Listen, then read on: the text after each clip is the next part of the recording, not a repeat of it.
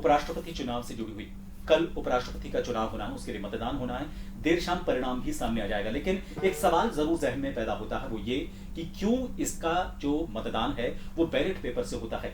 EVM से इस चुनाव की प्रक्रिया को क्यों नहीं अपनाया जाता? जब विधानसभा के चुनाव, लोकसभा के चुनाव ईवीएम से होते हैं, तो राष्ट्रपति का जो, उपराष्ट्रपति का जो पद का चुनाव है वो ईवीएम से क्यों?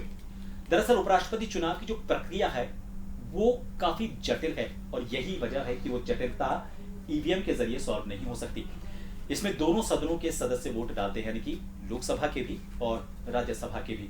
फिर अनुपातिक मूल्यांकन और जो वरीयता उनकी तरफ से दी जाती है, उस आधारित प्रणाली से ही इनका चुनाव होता है। और यह प्रक्रिया इलेक्ट्रॉनिक वोटिंग मशीन में फिलहाल संभव नहीं है, और इसी के कारण जो बैलेट पेपर हैं उनका उपराष्ट्रपति चुनाव में इस्तेमाल किया जाता है।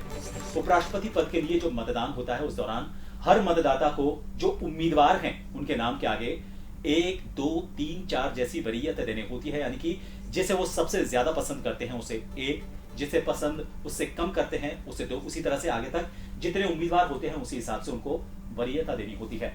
ये प्राथमिकताएं अंकित करने के बाद वोटों की गिनती इन्हीं प्राथमिकताओं के आधार पर होती है, और ये प्रक्रिया ईवीएम की जो मौजूदा तकनीक है उसमें पॉसिबल नहीं है। और यही वजह है कि ईवीएम के जरिए उपराष्ट्रपति पद का चुनाव नहीं होता है, इसके लिए बैलेट पेपर ही इस्तेमाल किए जाते हैं।